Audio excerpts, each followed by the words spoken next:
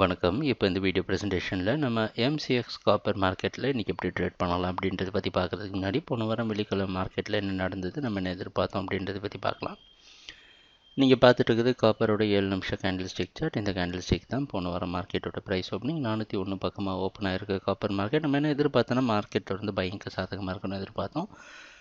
Price open ஆனது இந்த 402 ஒரு ரெசிஸ்டன்ஸ் எடுத்து ஒரு மிகப்பெரிய கன்சால்டேஷன் நடந்துட்டு இருந்தது. அதுக்கப்புறம் இறுதியாக ஈவினிங் செஷனில் 402 உடச்சி 406 பக்கமாக போய் அங்கேயே க்ளோஸ் ஆகிருக்கு. சொல்லப்போனால் புதிய ஹை கிரியேட் பண்ணி மேலேயே க்ளோஸ் ஆனதெல்லாம் பையர்ஸுக்கு மறுபடியும் பாசிட்டிவான விஷயமா அமையுது. நீங்கள் மார்க்கெட்டோட ப்ரைஸ் ஓப்பனிங் 403 பக்கமாக ஓப்பன் ஆகிறதுக்கு வாய்ப்பு இருக்கிற மாதிரி வெளிநாட்டில் இருக்க காமெக்ஸ் மார்க்கெட் வச்சு பார்க்குறப்ப தெரியுது. தொடர்ந்து மார்க்கெட் பையிங்க்கு சாதகமாக இருக்கும் அப்படின்றதுல சந்தேகம் கிடையாது.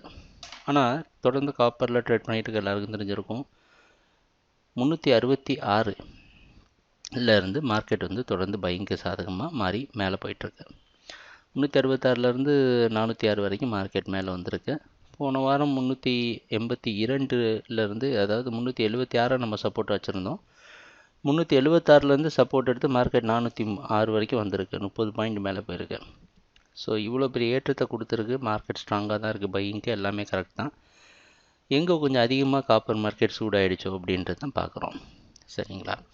அதனால் ஒரு கரெக்ஷன் கன்சாலிடேஷன் அப்படின்றது காப்பர் மாதிரி ஒரு கமோடிட்டிக்கு தேவையான ஒரு விஷயம்.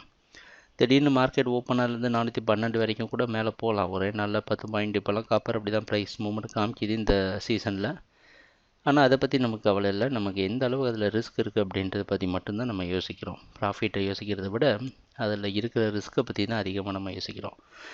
அந்த அடிப்படையில் கொஞ்சம் கன்சாலிடேட் ஆகி கொஞ்சம் கரெக்ட் ஆனதுக்கப்புறம் ட்ரேடிங் ஆரம்பித்தா நல்லபடியாக இருக்கும் அப்படின்றது தான் இங்கே எதிர்பார்ப்பு.